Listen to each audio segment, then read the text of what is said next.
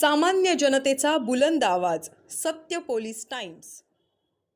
तळे विभाग शिक्षण प्रसारक मंडळाचे द. तटकरे कला आणि वाणिज्य महाविद्यालय तळा येथे स्वातंत्र्य सेनानी प्रभाकर देशमुख आंतर महाविद्यालयीन वादविवाद स्पर्धा 23 जानेवारी 2024 रोजी महाविद्यालयाच्या सभागृहात पार पडली. तळा तालुका आणि परिसरातील राजकीय, सामाजिक, शैक्षणिक क्षेत्रात आपला अमिट ठसा उमटवणारे माजी आमदार व स्वातंत्र्य सैनिक स्वर्गीय प्रभाकर दादा देशमुख यांच्या विचारांचा जागर व्हावा, महाविद्यालयीन युवक युवतींना ज्वलंत विषयांवर विचार करण्यासाठी प्रवृत्त व्हावे, ज्यांनी निर्भय होऊन निर्भीडपणे विचार मांडावेत, यासाठी स्वर्गवासी प्रभाकर देशमुख आंतर महाविद्यालयीन वादविवाद स्पर्धेचं आयोजन करण्यात आलं होतं. या स्पर्धेसाठी वन नेशन वन इलेक्शन यामुळे भारतीय संघराज्य व्यवस्था मजबूत होईल की मोडकळीस येईल हा विषय ठेवण्यात आला होता. या विषयावर स्पर्धकांनी सकारात्मक आणि नकारात्मक अशा दोन्ही बाजू अभ्यासपूर्ण मांडल्या. यावेळी संस्थेचे विश्वस्त श्री विठ्ठल जोशी, सचिव श्री मंगेश देशमुख, प्राथमिक विद्या मंदिराचे चेअरमन श्री किरण देशमुख, समाजसेवा क्षेत्र नामनिर्देशित सदस्य श्री दत्तात्रय सप्रे, उद्योग क्षेत्र नामनिर्देशित सदस्य श्री भद्रेश पटेल, महाविद्यालयाचे प्राचार्य डॉक्टर नानासाहेब यादव, वक्तृत्व कला मंचचे प्रमुख प्राध्यापक डॉक्टर दत्ता कुंटेवाड, परीक्षक प्राध्यापक डॉक्टर राजेंद्र आचार्य, प्राध्यापक डॉक्टर बागुल आदी मान्यवर उपस्थित होते. यावेळी मान्यवरांनी स्वातंत्र्य सेनानी प्रभाकर दादा देशमुख यांच्या जीवनकार्यावर प्रकाश टाकला, तर प्राध्यापक डॉक्टर भगवान लोखंडे यांनी स्वातंत्र्य सेनानी प्रभाकर दादा देशमुख यांचं कार्य विद्यार्थ्यांना समजावून सांगितले. या आंतर महाविद्यालयीन वादविवाद स्पर्धेत द. तटकरे कला आणि वाणिज्य महाविद्यालय तळा प्रथम, PNP कॉलेज अलिबाग द्वितीय, तर GM वेदक सायन्स कॉलेज तळा यांनी तृतीय क्रमांक पटकावला. या सर्व महाविद्यालयांना रोख रक्कम, सन्मानचिन्ह व प्रमाणपत्र देऊन यथोचित सन्मान करण्यात आला. तसेच इंजिनिअरिंग कॉलेज तळा यांना सहभागाबद्दल प्रमाणपत्र देण्यात आलं. या स्पर्धेचे प्रास्ताविक प्राचार्य डॉक्टर नानासाहेब यादव, निवेदन प्राध्यापिका डॉक्टर तृप्ती थोरात व प्राध्यापक भरत वाळके, तर आभार प्राध्यापक डॉक्टर दिवाकर कदम आणि प्राध्यापक डॉक्टर राजाराम थोरात यांनी मानले. यावेळी संस्थेचे पदाधिकारी, प्राध्यापक, प्राध्यापकेतर कर्मचारी आणि विद्यार्थी उपस्थित होते. महाराष्ट्राचे आराध्य दैवत छत्रपती शिवाजी महाराज सभागृहातील सर्व विचारवंत, सुज्ञ परीक्षक आणि एक उत्तम दिशेने आकार घेत असलेला संपूर्ण युवा वर्ग. काही वर्षांपूर्वी एक महान शास्त्रज्ञ तथा भारताचे महान राष्ट्रपती APJ अब्दुल कलाम यांनी एक स्वप्न पाहिले होतं की आपला भारत देश 2022 पर्यंत महासत्ता बनेल. आज 2024 उजाडलं. आजही ते होऊ शकलं नाही. 2032 पर्यंतही हे होईल की नाही हे मला माहित नाही, पण आपल्या भारतात पुन्हा होणाऱ्या निवडणुका, त्यासाठी होणारा अमाप खर्च, वेळ यामुळे आपल्या भारताला महासत्ता बनण्यासाठी नक्कीच अडथळा येईल असं मला वाटतं. पण हा अडथळा आपण दूर करू शकतो, ते फक्त वन नेशन वन इलेक्शन या संकल्पनेने. नमस्कार, मी कॉलेज कोड A, स्पर्धक कोड 1 आपणासमोर विषयाची सकारात्मक बाजू मांडत आहे. माझा विषय आहे वन नेशन वन इलेक्शन मुळे भारतीय संघराज्य व्यवस्था मजबूत होईल. 2009च्या लोकसभा निवडणुकीत भारतीय निवडणूक आयोगाकडून खर्च झालेली रक्कम होती 1700 कोटी. 2014च्या लोकसभा निवडणुकीत हाच खर्च होता 4000 कोटी. मित्रहो, येत्या मार्च महिन्यात ज्या लोकसभेच्या निवडणुका होतील याचा खर्चाचा अंदाज 7000 कोटी आहे. हे फक्त आकडे आहेत लोकसभा निवडणुकांचे. बाकी आपल्या देशात विधानसभा निवडणुका, जिल्हा परिषद निवडणुका, पंचायत समिती किंवा साध्यातील साध्या ग्रामपंचायत निवडणुका घ्या, यांचा एकत्रित खर्च जर लक्षात घेतला तर लोकसभा निवडणुकांपेक्षा यांचा खर्च नक्कीच जास्त असेल. जर या सर्व निवडणुका एकदाच घेतल्या गेल्या तर आपल्या देशाचे काही कोटी रुपये वाचतील. मित्रहो, जेव्हा निवडणुका लागतात तेव्हा आपापल्या पक्षाचे राजकीय नेते, मंत्री, पंतप्रधान हे रॅली, मोर्चा तसेच प्रचार सभेचे आयोजन करतात. यासाठी वेळ व पैशाचा अपव्यय होतो. या सर्व निवडणुका जर आपण अनेक वेळा न घेता एकदाच घेतल्या तर मंत्र्यांचे दौरे वाचतील, रॅलीचा पैसा वाचेल. या पैशाने एखाद्या राज्याचे मागासलेपणही कदाचित दूर करता येईल असा मला विश्वास वाटतो. आचारसंहितेच्या भीतीमुळे कोणत्याही राज्याचे विकास थांबणार नाही. ना पडणार नाही ताण प्रशासकीय व्यवस्थेवर. जेव्हा एखाद्या राज्याचे सरकार कमी मंत्री संख्येने पडले तर त्या राज्यात परत निवडणुका लागतात. या निवडणुकांसाठी होणारा खर्च त्या राज्याला परवडणारा नसतो, तरीही तो खर्च करणं त्या राज्याला भाग पडतं. अशा प्रकारचा आर्थिक ओझ एक देश एक निवडणूक या संकल्पनेमुळे वाट्याला येणार नाही. आणि भारतातील सर्व राज्य सुखासमाधानानं जगू शकतील. आणि आपण म्हणू पंजाब सिंधू गुजरात मराठा द्राविड उत्कल बंग, पंजाब सिंधू गुजरात मराठा द्राविड उत्कल बंग, विंध्य हिमाचल यमुना गंगा उच्छल जलधि तरंग, विंध्य हिमाचल यमुना गंगा उच्छल जलधि तरंग. जाता जाता मी एक छोटीशी गोष्ट सांगते. एक शेतकरी होता. त्याच्याकडे 2 बैल होते, एक काळा आणि एक पांढरा. एके दिवशी एक पत्रकार त्या शेतकऱ्याला विचारतो, तुम्ही बैलाला खायला काय देता? त्यावर शेतकरी म्हणतो, कोणत्या बैलाला, काळ्या की पांढऱ्या? पत्रकार म्हणतो, काळ्या. त्यावर शेतकरी म्हणतो, काळ्याला होय गवत, आणि मग पांढऱ्याला पण गवतच. पत्रकार पुन्हा शेतकऱ्याला प्रश्न विचारतो, मग तुम्ही बैलाला प्यायला काय देता? त्यावर शेतकरी म्हणतो, कोणत्या बैलाला, काळ्या की पांढऱ्या? पत्रकार म्हणतो, काळ्या. त्यावर शेतकरी म्हणतो, काळ्या होय पाणी, आणि मग पांढऱ्याला पण पाणीच. या सर्व गोष्टींचा विचार करून पत्रकार वैतागतो. तो म्हणतो, अहो हे काय? त्यावर शेतकरी म्हणतो, काय झालं, माझं काही चुकलं का? पत्रकार म्हणतो, अहो काका, असं नाही. तुम्ही जर दोन्ही बैलांना चारा म्हणून गवत आणि प्यायला पाणी देत असाल तर प्रश्नांचे उत्तर पुन्हा पुन्हा का देताय, एकदाच द्या. त्यावर शेतकरी मजेशीर उत्तर देतो, अहो पत्रकार साहेब, तुम्ही जेव्हा एकच बातमी पुन्हा पुन्हा देता तेव्हा कसं काही वाटत नाही, तेव्हा तुम्ही आमचा विचार करता का? नाही ना. मग त्याचप्रमाणे आपल्या देशात या पुन्हा पुन्हा होणाऱ्या निवडणुका घेऊन लोक वैतागलेली आहेत. म्हणून मला असं वाटतं की 1 नेशन 1 इलेक्शनमुळे आपली भारतीय संघराज्य व्यवस्था मजबूत होईल. म्हणून मी म्हणते, हम होंगे कामयाब, हम होंगे कामयाब, हम होंगे कामयाब एक दिन. हो मन में है विश्वास, पूरा है विश्वास, हम होंगे कामयाब एक दिन. जय हिंद, जय महाराष्ट्र. एक जमीन का टुकड़ा नहीं है, भारत एक जमीन का टुकड़ा नहीं है, भारत एक जीता जागता देश है, भारत एक जीता जागता देश है. ये चरण की भूमि है, ये अभिनंदन की भूमि है, ये चरण की भूमि है, ये अभिनंदन की भूमि है, ये तर्पण की भूमि है, ये अर्पण की भूमि है, ये तर्पण की भूमि है, ये अर्पण की भूमि है.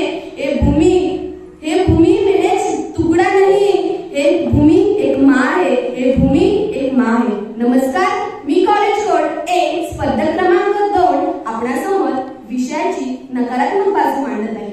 माझा विषय आहे 1 नेशन 1 इलेक्शन, यामुळे भारतीय संघराज्य व्यवस्था मोडकळीत येईल. मित्रहो, आपल्या देशाचे प्रधानमंत्री सन्माननीय अटल बिहारी वाजपेयी यांनी आपल्या भारत देशाला एक जिता जागता राष्ट्रपुरुष म्हटलं होतं.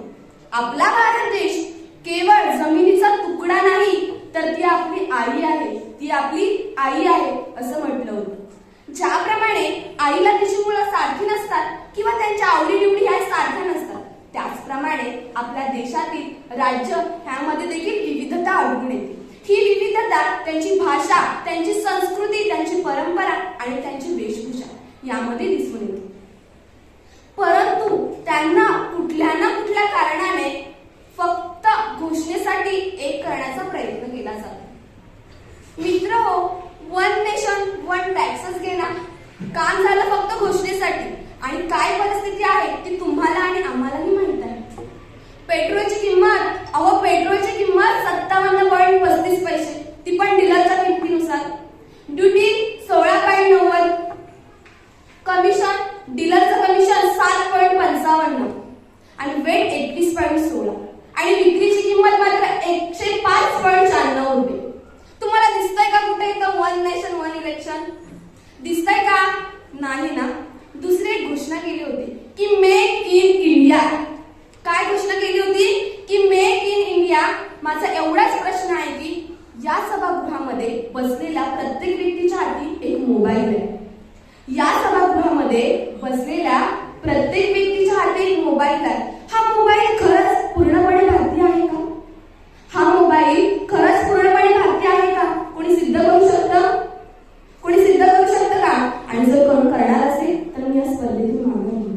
मित्र हो, ज्या देशाच्या विविधतेमध्ये एकता आहे असं आपण म्हणतो, पण मात्र ह्या एकतेला लादण्याचं बळजबरीने प्रयत्न केला जात आहे. मित्र हो, एकदा हे काही आपल्या मुलाला बाजारात दूध आणायला पाठवतो. मुलगा हुशार, मुलगा काय करतो? दूध आणायला जाताना पिशवी घेऊन जातो. आता पिशवीत दूध आणल्यानंतर घरी पाहतो तर काय, पिशवीत दूधच नसतं. त्यावर त्याची आई त्याला म्हणते, अरे बाळा, दूध हा द्रव्य पदार्थ आहे, पिशवी देणार नाही. पुढच्या वेळेस अशी तेव्हा पातेला घेऊन जा. परत 2-3 दिवसांनी त्याचे वडील त्याला बाजारातून पेट्रोल आणायला सांगतात. आता मुलगा आहे हुशार, तो काय करतो? आईने सांगितल्याप्रमाणे बाजारात पातेला घेऊन जातो, पण त्याला आणायचं होतं पेट्रोल. मुलगा वडिलांनी सांगितल्याप्रमाणे पातेल्यात पेट्रोल घेऊन येतो. घरी आल्यावर पाहतो तर काय, पातेल्यातलं पेट्रोल उडून गेलेलं असतं. वडील चिडतात आणि त्याला म्हणतात, अरे मूर्खा, पुढच्या वेळेस अशी तेव्हा बॉटल घेऊन जा. आता परत आई आपल्या मुलाला बाजारातून अंडी आणायला सांगते. मुलगा वडिलांनी सांगितल्याप्रमाणे नेहमीप्रमाणे बॉटल घेऊन जातो. माझ्या स्पर्धक मित्रांना मला एवढंच सांगायचं आहे की या गोष्टीतील समजदार मुलाप्रमाणे समस्यांसाठी एकच एक उपाय शोधण्याचा प्रयत्न केला जातो. मित्र हो, मागे मी टीव्हीवर जाहिरात पाहिली होती. जाहिरात होती ट्रॅक्टरची. जाहिरात पाहून अगदी मला हसायलाच आलं, कारण त्या जाहिरात होती ती ट्रॅक्टरची आणि ट्रॅक्टरचं नाव होतं कुबोटा. आता जाहिरात करणारी व्यक्ती म्हणत होती की तंत्रज्ञान आहे जपानी आणि हृदय आहे हिंदुस्थानी. जाहिरातदार करणारी व्यक्ती म्हणत होती तंत्रज्ञान आहे जपानी आणि हृदय आहे हिंदुस्थानी. इथं कुठं मेक इन इंडिया आहे? दिसतंय का? नाही. जर माझ्या स्पर्धक मित्रांनी भारतीय राज्यघटना म्हणजे संविधान वाचलं असेल किंवा त्या संविधानाची प्रास्ताविका वाचली असेल तर तिथं आपल्याला असं दिसतं की आम्ही भारताचे लोक. तिथं आपल्याला असं दिसतं की आम्ही भारताचे लोक. मग भारत सोडून आम्ही सोडत आहोत ना. मग एक राष्ट्र एक निवडणूक हा अट्टास कशासाठी? एकदा काय झालं, एक माकड नदी किनारी बसलं होतं. बसल्या सहज नदीतून वाहणाऱ्या माशांकडे तो पाहत होता आणि तो काय करे, पाण्यातून वाहणाऱ्या माशांना पकडत होता. हे त्याचं बराच वेळ चाललं होतं. हे सारं त्याचा खेळ एक दूर बसलेला माकड पाहत होता. आता तो दूर बसलेला माकड त्या पहिल्या माकडाला प्रश्न विचारतो, अरे तू हे काय करतोयस? त्यावर पहिला माकड उत्तर देतो, अरे मी ह्या पाण्यात बुडणाऱ्या माशांना वाचवतोय. तो उत्तर देतो की मी ह्या पाण्यात बुडणाऱ्या माशांना वाचवतोय. मित्र हो, अगदी आपली गत तशीच आहे. पाण्यातून बाहेर काढायचं आणि जग म्हणायचं. माझ्या विरोधात मैत्रिणीने तिचं मत मांडलं आणि हे मला तिचं मत धोक्याकडे घेऊन चाललंय आणि तिचं हे मत मला गारांप्रमाणे वाटतंय. ज्या स्वतः तर विरघळतातच, मातीत मिसळतातच, त्याचबरोबर पेरलेलं धान्य आणि पीक उद्ध्वस्त करतात. जाता जाता एवढंच म्हणे, चराको को उजाला जा रहा है, चराको को उजाला जा रहा है, हवा को रोक डाला जा रहा है, हवा को रोक डाला जा रहा है, हम ही बुनियाद घर की ओर, हम ही बुनियाद घर की ओर, और हमें ही घर से निकाला जा रहा है, और हमें ही घर से निकाला जा रहा है. धन्यवाद. जय हिंद, जय महाराष्ट्र. उपस्थित सर्वांना मनपूर्वक नमस्कार. सर, 15 ऑगस्ट 1947 रोजी भारत देश स्वतंत्र झाला. स्वतंत्र झाल्यानंतर 4 वर्षांनी 1951 मध्ये भारतातील पहिली सार्वत्रिक निवडणूक लावण्यात आली. मग जर पाहिलं तर स्वातंत्र्यापूर्वीचा काळ पाहिला तर भारताचे 500 तुकड्यांमध्ये विभागलेला हा भारत देश होता. मग सरदार वल्लभभाई पटेल आणि भारत सरकारच्या पुढाकारानं याच देशाला एक संघ राष्ट्र बनवण्याचा निर्णय घेतला गेला. मग याचाच परिणाम जर बघितला तर यातूनच देशाची संघ राज्य व्यवस्था ही निर्माण झालेली पाहायला मिळते. मग 1951 मध्ये सुरू झालेली निवडणूक प्रक्रिया जवळजवळ 1967 पर्यंत ही वन नेशन वन इलेक्शनच्या पद्धतीने चालू झालेली आम्हाला पाहायला मिळते। मग यातूनच जर आजच्या काळामध्ये ही वन नेशन वन इलेक्शन ही प्रक्रिया आम्हाला आता कुठेतरी दिसत नाही, मग जर ही प्रक्रिया पुन्हा एकदा चालू केली तर याचा देशावर काय परिणाम होऊ शकतो आणि एकंदरीतच संघ राज्य व्यवस्थेवर याचा काय परिणाम होऊ शकतो याचा जेव्हा आढावा आम्ही घेतो तेव्हाच व्यासपीठाला विषय मिळतो। आणि मग नमस्कार, मी सांकेतिक कोड क्रमांक 5 आणि कॉलेज कोड क्रमांक C तुमच्या समोर वन नेशन वन इलेक्शनमुळे भारतीय संघराज्य व्यवस्था मजबूत होईल की मोडकळीस येईल या विषयावरती माझी सकारात्मक बाजू मांडते। मग सर, ज्यावेळी आम्ही विषयाचा अभ्यास करतो तेव्हा जसं माझ्या एका मैत्रिणीने आणि एका मित्राने सांगितल्याप्रमाणे 2009 मध्ये ज्यावेळी लोकसभा निवडणुका घेण्यात आल्या होत्या तेव्हा 1115 करोड रुपयांचा खर्च झाला होता। 2019 मध्ये जर पाहिलं तर जनरल इलेक्शन मध्ये तब्बल 60,000 करोड रुपयांचा खर्च झाला होता। मग जर एका निवडणुकीतून इतका खर्च होतोय तर देशामध्ये वारंवार होणाऱ्या निवडणुकींमध्ये याच्यापेक्षाही जास्त खर्च केला जाईल आणि हा फक्त सरकारी आकडा दिला जातो। मग यातूनच जर प्रचार आणि इतर खर्चाचा जर आढावा घेतला तर निश्चितच हा आकडा आम्हाला वाढलेला पाहायला मिळेल। मग याच्यासाठी जर हा खर्च कुठेतरी कमी करायचा असेल तर वन नेशन वन इलेक्शन ही महत्त्वाची भूमिका बजावताना आम्हाला पाहायला मिळतं। मग जर आज देशामध्ये विधानसभा आणि लोकसभा या निवडणुका जर एकदाच घेतल्या गेल्या तर कुठेतरी आज देशाच्या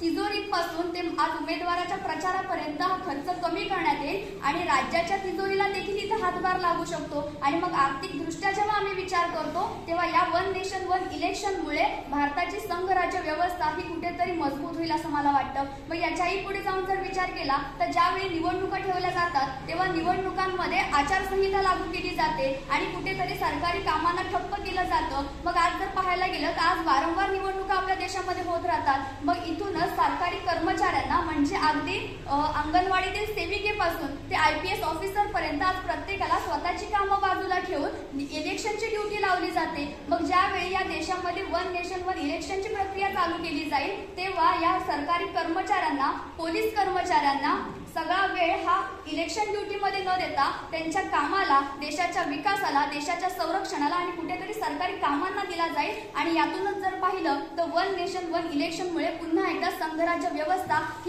ही मजबूत होईल असं मला वाटतं। मग याच्याही पुढे जाऊन जर आम्ही विचार केला तर हल्ली होणाऱ्या मतदानामध्ये कुठेही 100% मतदान झालेलं आम्हाला दिसत नाही। मतदानामध्ये मतदानाचा टक्का हा घसरलेला आम्हाला पाहायला मिळतो। मग एकंदरीतच आज हे मतदान का कमी होतंय तर आमदारकीपासून ते पंतप्रधानापर्यंत झालेल्या कित्येक मतदानामुळे आज सामान्य माणसामध्ये मतदानाच्या हक्काला महत्त्वच राहिलेलं दिसत नाही। मग मतदानासाठी मिळालेली सुट्टी ही आम्ही मतदानासाठी न घालवता कुठेतरी बाहेर फिरायला जाण्यामध्ये घालवायला लागलो आहोत। मग याच्यामुळे जर आपल्या भारतामध्ये वन नेशन वन इलेक्शन ही परंपरा पुन्हा एकदा चालू केली किंवा ही पद्धत पुन्हा एकदा चालू केली तर निश्चितच माणसाला त्या एका मताचं महत्त्व कळेल आणि पुन्हा एकदा भारतामध्ये या मतदानाचा टक्का वाढलेला पाहायला मिळेल। मग वाढलेला हाच मतदानाचा टक्का आज लोकप्रतिनिधी याच टक्क्यामुळे निवडून आलेला लोकप्रतिनिधी हा सामान्य माणसातून सगळ्यांच्या मतांनी आणि सुशिक्षित लोकांनी निवडून दिलेला असेल आणि एकंदरीतच या वन नेशन वन इलेक्शनमुळे भारतीय संघराज्य व्यवस्था ही पुन्हा एकदा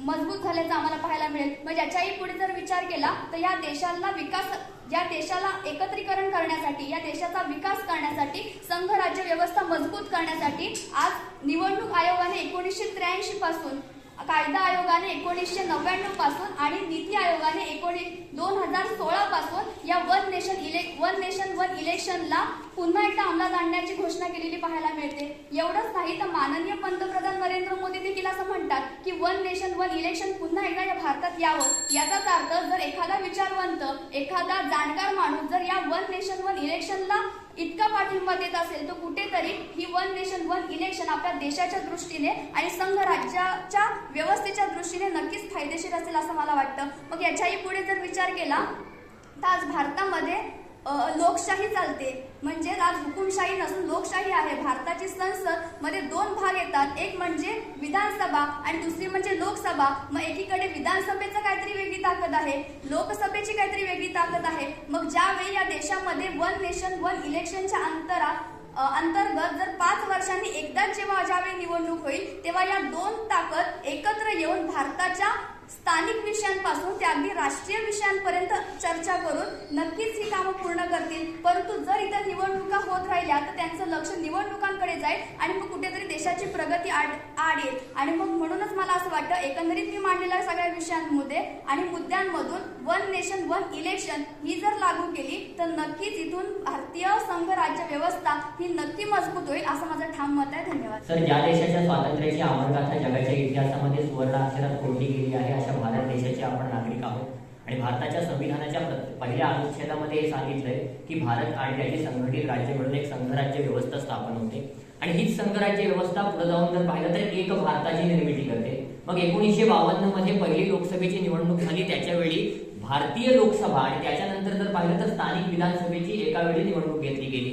त्याच्यानंतर कुठेतरी जर पाहिलं तर 1957 मध्ये पुढची, 1962 मध्ये आणि त्याच्यानंतर 1967 मध्ये या सलग निवडणुका होत गेल्या आणि यातून एक राष्ट्र एक निवडणूक ही प्रक्रिया पार पडली गेली. परंतु पश्चिम बंगालमध्ये लावली गेलेली आर्थिक आणीबाणी असेल, आसाममध्ये लावलं गेलेला राष्ट्रपती राजवट असेल आणि त्याच्यानंतर भारतामध्ये इतर राज्यांमध्ये लावल्या गेलेल्या आणीबाणीमुळे या विधानसभाचा भंग झाला आणि मग 1972 ला जी भारतीय लोकसभा भंग होणार होती ती 1971 ला झाली आणि याच्यामुळे एक राष्ट्र एक निवडणूक ही साखळी जी होती साखळी मोडकळी झाली. आणि खऱ्या अर्थानं या साखळीची गरज मला आता देखील इथे वाटत नाहीये, कारण भारतीय संघराज्य व्यवस्था ही सुसंगत ठेवायची असेल तर त्यासाठी सर्वप्रथम जी संघटना चालू आहे किंवा जी पद्धती चालू आहे ती पद्धती जर इथे वापरली तर यातून कुठेतरी जर पाहिलं तर निश्चित रूपानं भारतीय संघराज्य व्यवस्था ही मजबूत राहील, ना की मोडकळीस येईल. परंतु याच विषयावर माझे मुद्दे मांडण्यासाठी उभा आहे. नमस्कार, मी स्पर्धक सांकेतिक कोड क्रमांक C6 तुमच्या समोर विषय मांडतोय.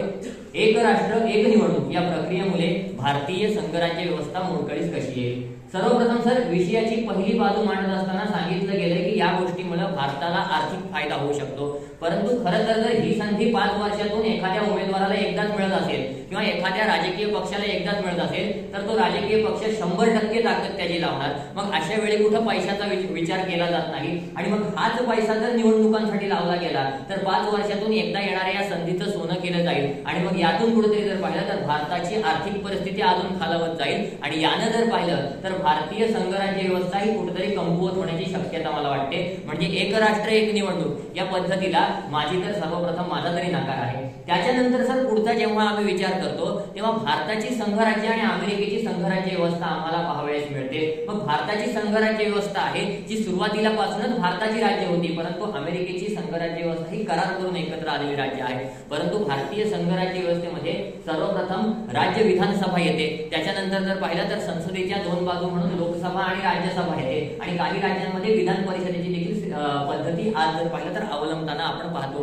परंतु असं असताना कुठेतरी एक राष्ट्र एक निवडणूक ही पद्धती लागू केली गेली आणि अशामधून जर पाहिलं तर राज्य विधानसभा आणि भारतीय लोकसभा या निवडणुका एकाच वेळी घेण्यात आल्या तर अशा वेळी काय होईल तर केंद्रीय मुद्द्यांवर सर्वप्रथम एक महत्त्वाचा लक्ष दिला जाईल किंवा केंद्रात सरकार स्थापन करण्याच्या दृष्टिकोनातून प्रयत्न केले जातील आणि यातून महत्त्वाचा मुद्दा असा घडेल की स्थानिक मुद्द्यांपासून ते स्थानिक पक्षांपर्यंत प्रत्येक मुद्दे हे मागे राहतील आणि मग यातून भारतीय संघराज्य व्यवस्थेला धोका आहे असं मला तरी वाटतं. त्याच्यानंतर पुढचा विचार आचारसंहितेचा केला गेलाय. सर, आचारसंहिता ही 5 वर्षातून प्रत्येक राज्यात होणाऱ्या निवडणुकीसाठी लावली जाते हे मान्य आहे, परंतु एक राष्ट्र एक निवडणूक प्रक्रिया काही एका दिवसाची प्रक्रिया नाही आहे. ही प्रक्रिया 4 ते 5 महिन्याची आहे आणि सलग देशामधल्या विविध भागांमध्ये 4 ते 5 महिने आचारसंहिता लावणं आता जर पाहिलं तर आता शक्य नाहीये आणि असं असताना जर ही आचारसंहिता आपण लावत गेलो तर अशामुळे देशाच्या संघराज्य व्यवस्थेला धोका आहे असं मला वाटतं. आणि त्याच्याही पुढे विचार केला तर प्रशासकीय सेवांचा जेव्हा विचार करतो तेव्हा अंगणवाडी सेविकेपासून IPS अधिकाऱ्यापर्यंत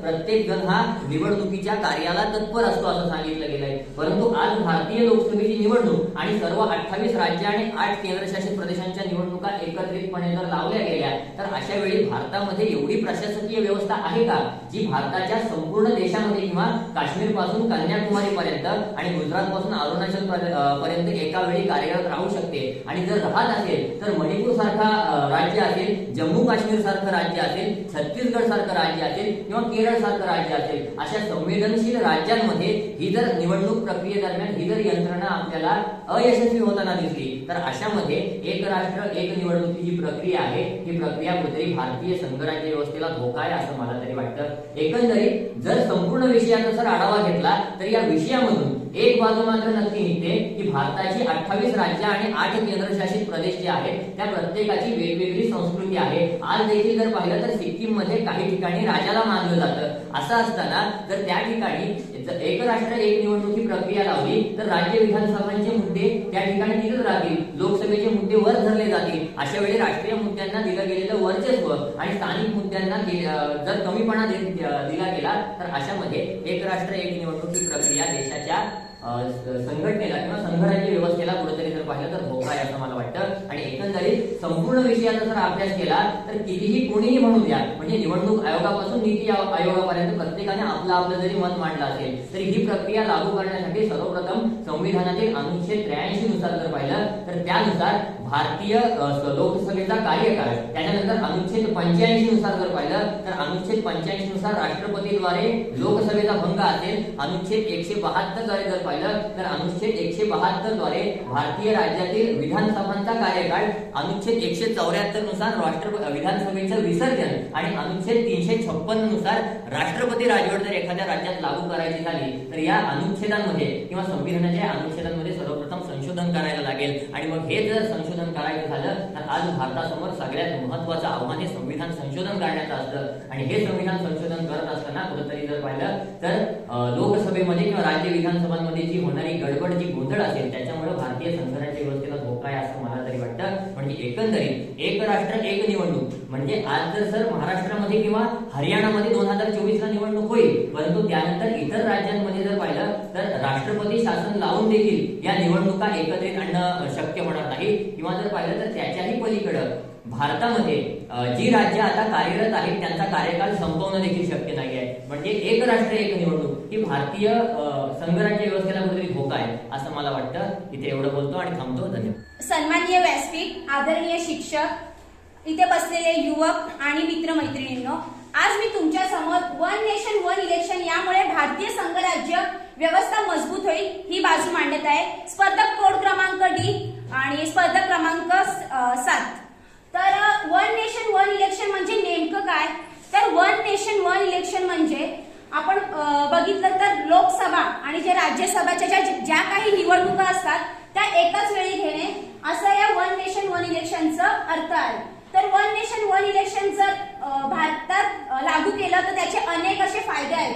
तर त्यातला पहिला फायदा असा की जर वन नेशन वन इलेक्शन ही योजना जर भारतात लागू केली तर आपण बघतो की देशभरात अनेक असे इलेक्शन्स होतात तर तिथे आदर्श आचारसंहिता लागू होते. तर सर्वप्रथम जर आपण हे धोरण चालू केलं तर त्याच्याने काय होतं तर जे काही निवडणूक करत असताना ज्या काही समस्या येतात किंवा आदर्श आचारसंहिता लागू झाल्यानंतर जो विकास होत नाही, जो विकासाला अडथळा येतो तो विकासाला अडथळा येणार नाही व इलेक्शन चांगल्या प्रकारे पार पाडता येईल. तशाच प्रमाणे वन नेशन वन इलेक्शनमुळे अजून दुसरे सुद्धा खूप फायदे आहेत. तर त्यात दुसरा फायदा असा की आपण जर बघितलं 2019च्या इलेक्शनमध्ये तब्बल 60,000 कोटी रुपये खर्च झाले होते.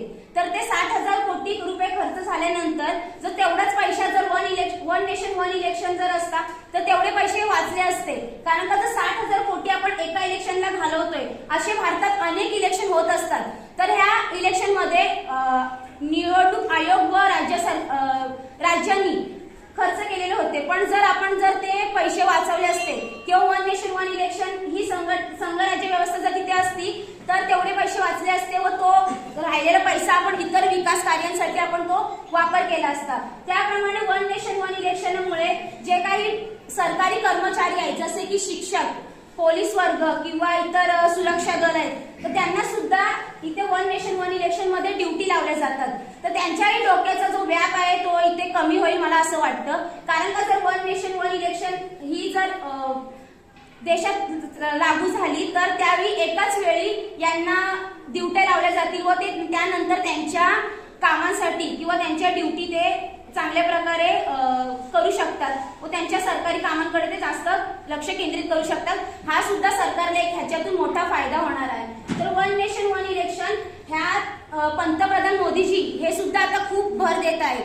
जर ही संकल्पना जरी आता आपल्याला नवीन वाटत असली तरी ही संकल्पना खूप जुनी आहे.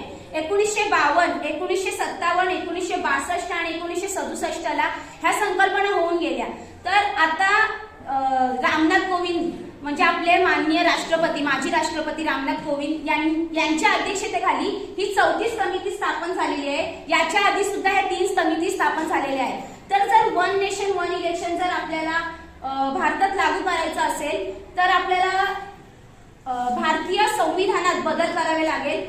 म्हणजे सुशील चंद्र, आपण आता बघू मुख्य आयुक्त निवडणूक सुशील चंद्र यांनी वर्ष 2022 मध्ये सांगितलं होतं की जर आपला देश हा वन नेशन वन इलेक्शन हे लागू करण्यासाठी म्हणजे सज्ज आहे, परंतु जर हे लागू करायचं असेल तर आपल्या भारतीय संविधानात बदल करावे लागतील.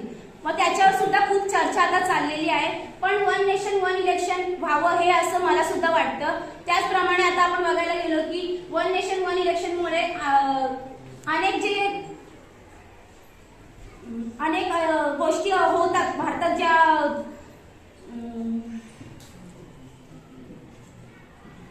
ज्या वादविवाद होतात तर ते वादविवाद सुद्धा कमी होतील. कारण का जेव्हा विकास कार्य हा एक थोडक्या वेळेसाठी म्हणजे मर्यादित काळासाठीच फक्त थांबवलं जाईल, त्यानंतर जे 4-5 वर्ष आहेत त्यात सरकार सुद्धा खूप चांगल्या प्रकारे काम करतील, चांगल्या प्रकारे त्यांचे योगदान करतील.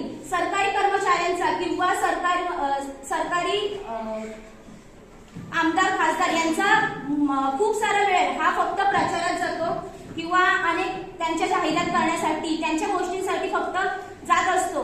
परंतु जर त्यांनी ह्याच्याकडे एकदाच वन नेशन वन इलेक्शन जर चालू झालं तर त्यांना फक्त एकाच वेळी जाहिरात करता येईल आणि त्यानंतर ते पूर्ण त्यांचा वेळ हा सरकारी कामांसाठी यूज करू शकतात, त्यांचा वापर करू शकतात. ह्यात सुद्धा सरकारला खूप चांगल्या प्रकारे प्रतिसाद भेटेल व ते त्यांची कामं खूप चांगल्या प्रकारे पार पाडू शकतात असं मला वाटतं. त्याचप्रमाणे जो वन नेशन वन इलेक्शन झालं यामुळे खूप सारी जी कामं आहेत ते चांगल्या प्रकारे होतील. एवढंच बोलून इथे थांबते. धन्यवाद. माननीय व्यासपीठ, सन्माननीय गुरुजन वर्ग आणि माझ्या तरुण मित्र मैत्रिणींनो, सर्वांना नमस्कार. मी कॉलेज कोड डी स्पर्धा क्रमांक 7. आजचा विषय आहे वन नेशन वन इलेक्शन. यामुळे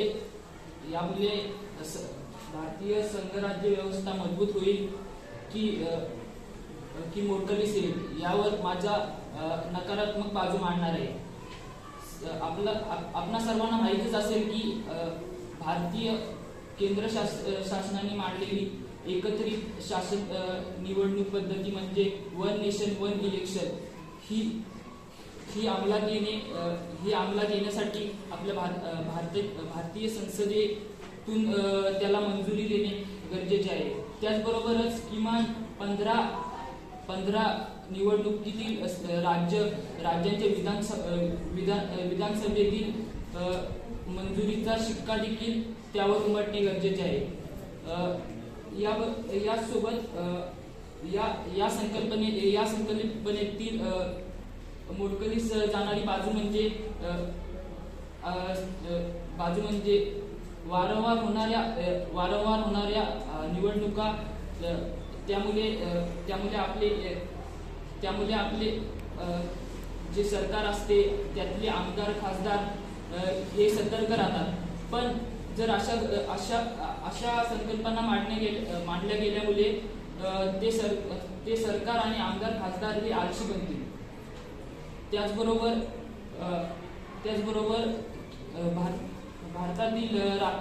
भारत राष्ट्रातील राज्य आणि इतर बाबी ह्या वेगवेगळ्या असतात. तर ही जर संकल्पना लागू केली गेली तर आपल्या देशातील नागरिकांना त्याचा भ्रमनिसार होईल. त्याच्यामुळे माझे मत आहे की ही जी संकल्पना आहे ती आपल्या भारतीय संघराज्याला मोडकलीस आणते. तसेच राष्ट्रपती लागवड जर लागू झाली तर आपल्या लोकशाही शासन पद्धती असलेला भारत देशाला मोठा धक्का बसेल. आपणा सर्वांना माहीतच असेल की आपण लोकशाहीचा उत्सव म्हणून निवडणुका करतो आणि या निवडणुकामुळे माझ्या मैत्रिणींनी बोलल्याप्रमाणे की खूप सारा पैसा वाया जातो.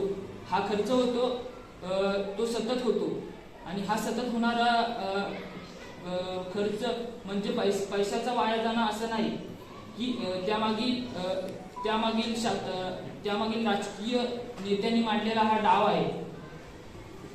त्यामुळे बघावे झाले तर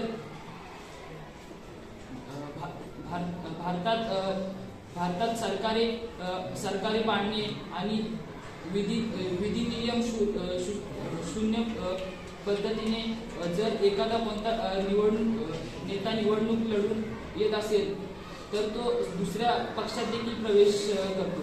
त्यामुळे कधी कधी खूप प्रकारचा त्रास लोकांना होतो हे आपल्याला स्पष्टपणे दिसते आणि त्यामुळेच भारत देशाचा खूप सारा पैसा हा वाया जातो आणि तेच राजकीय नेते आणि पक्ष आपल्या समोर आकर्षक अशा शब्दरचना आणि घोषणा ठेवतात आणि त्यामागे लोकांना अतार्किक आणि अशक्य अशा चर्चा करायला लावतात. मुलात हे बघावे तर एक सूत्र मालिकेतील पुढील अध्यायच असे आपल्याला सदैव भासत असते आणि आजच्या विषय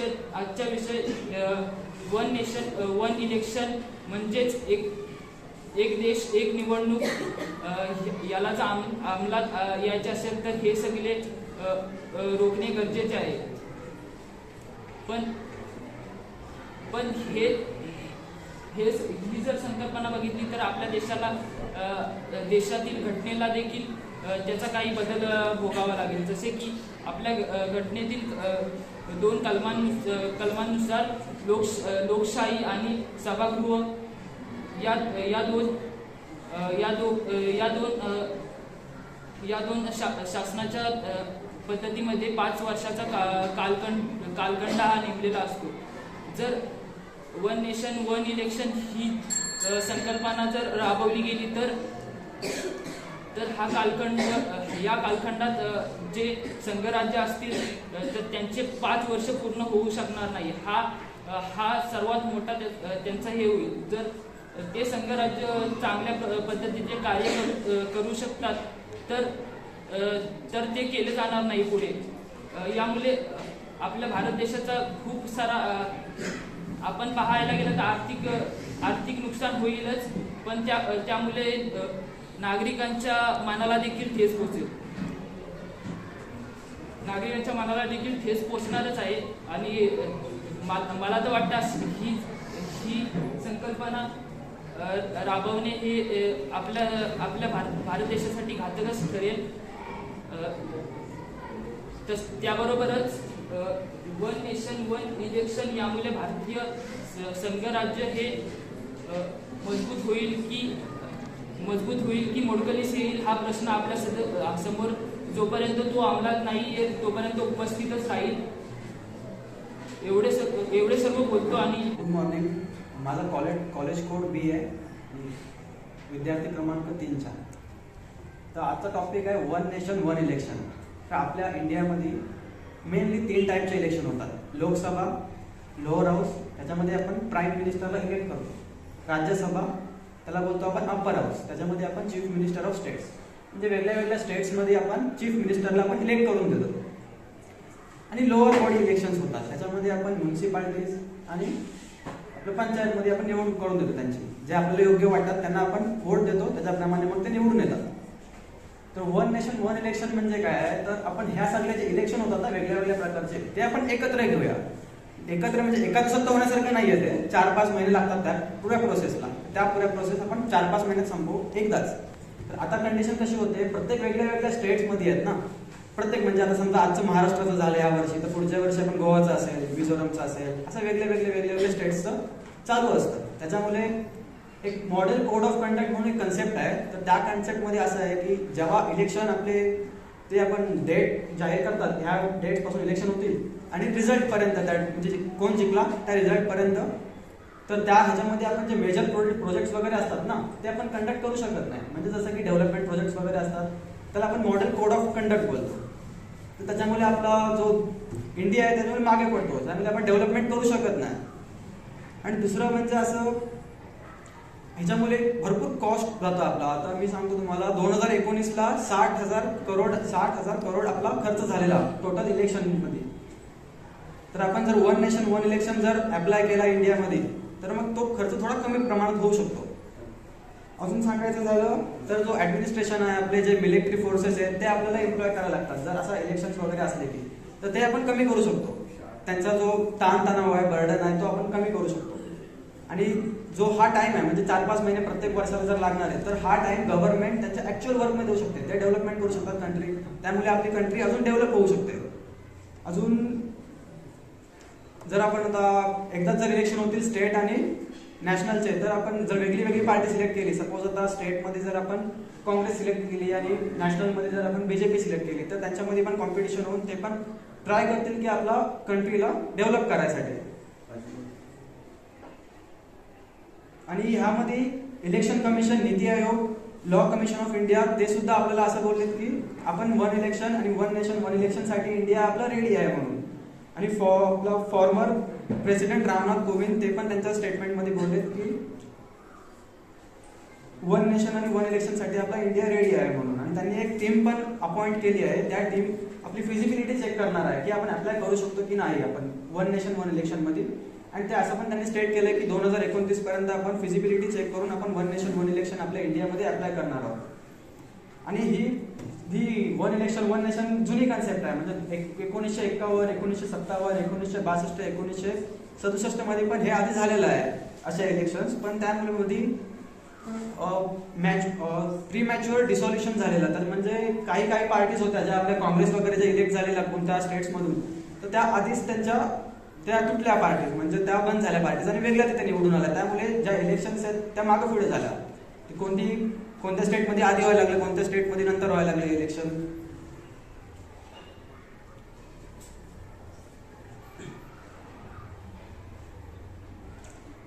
मला असं वाटतंय वन नेशन वन इलेक्शन इंडियासाठी डिझायरेबल आहे. पण आपण अजून पण त्याच्यामध्ये सुधार केला पाहिजे. वन नेशन वन इलेक्शन जर आपण अप्लाय केलं तर आपलं गव्हर्नन्स आणि गव्हर्नमेंट सुधारणार नाही. जो तसा आहे तसंच राहणार आहे. त्याच्यामध्ये पण आपण सुधार आणला पाहिजे. जसं की आता आपण PSI वगैरे त्यांच्यासाठी एक्झाम्स वगैरे असतात, इंटरव्ह्यूज वगैरे असतात. तसं MLAs वगैरे साठी पण आपण इंटरव्ह्यूज वगैरे, एज्युकेशनल क्वालिफिकेशन्स वगैरे काहीतरी सेट केले पाहिजे. त्यानुसार मग आपण त्यांना सिलेक्ट केलं पाहिजे.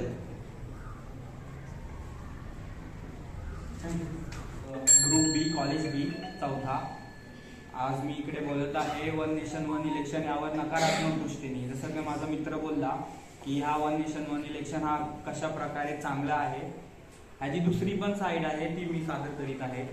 जसं की त्यांनी सांगितलं की आपण पहिले पण 90s मध्ये हे इलेक्शन घेतले पण काही कारणास्तव हे डिझॉल्व्ह झाले.